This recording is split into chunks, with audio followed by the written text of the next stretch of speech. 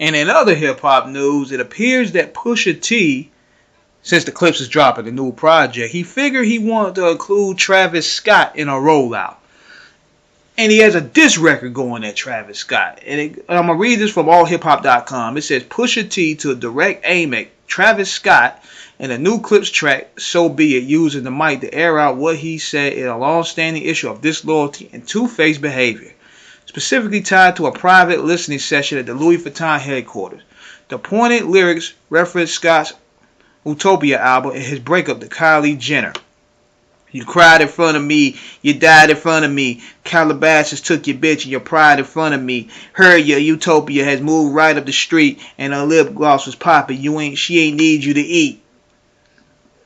In a preview of the up-and-coming New York Times podcast interview, Pusha doubled down on the view on Scott, called him shameless and corny.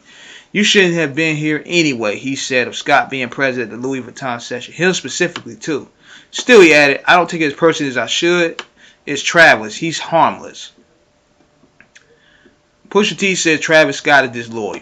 In the GQ interview, Pusha... Hold on one second. God dang it, man. Hold on one second, y'all. In the GQ interview published Tuesday, June 17, Pusha explained that this was triggered after Scott played a version of Meltdown for Pharrell in Clips that it didn't include the Drake verse. The same verse that later appeared on Utopia took shots at Pharrell, Pusha's longtime friend and collaborator. Okay. The lack of loyalty, Travis really has that, Pusha said. He didn't hold back when describing Scott's behavior, saying, to me, that really was like, he's a whore, he's a whore. Pusha said he's been distant from the good music circle for a while now, and Scott's actions only confirm why. I personally have been removed from that crew and those people for a minute, he said. So there's where my issue's in. Like, dog, don't come over here with that, because at the end of the day, I don't play how y'all play. He also accused Scott of aligning with whoever suits him in the moment, called out his role in the 2018 hit Sicko Mode, where Drake dissed Kanye West, someone who has helped launch Scott's career. He's done this a lot, Pusha said, adding, he has no picks. He'll do this with anybody. He did this with the Sicko Mode. In the Clips track, Pusha even claimed to have footage of Scott breaking down. You cried in front... Yeah, I already read that verse right there. Now let me say this, man.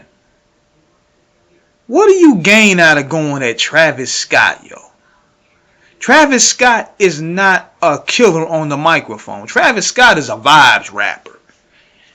He ain't known for bars. So you going in the booth and you recorded a diss record on this dude. Nobody want to hear no back and forth between Pusha T and Travis Scott. Nigga, if anything, you go at Jim Jones. Jim Jones has been saying stuff up to you directly.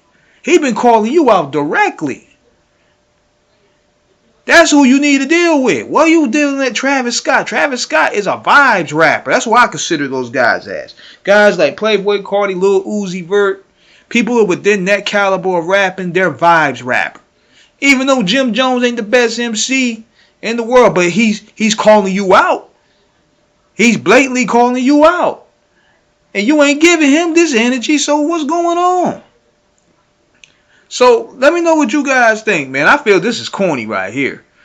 It seems to me that they're trying to create some interest for this album here. Because first, they revealed the whole thing about Kendrick Lamar supposed to be on the album.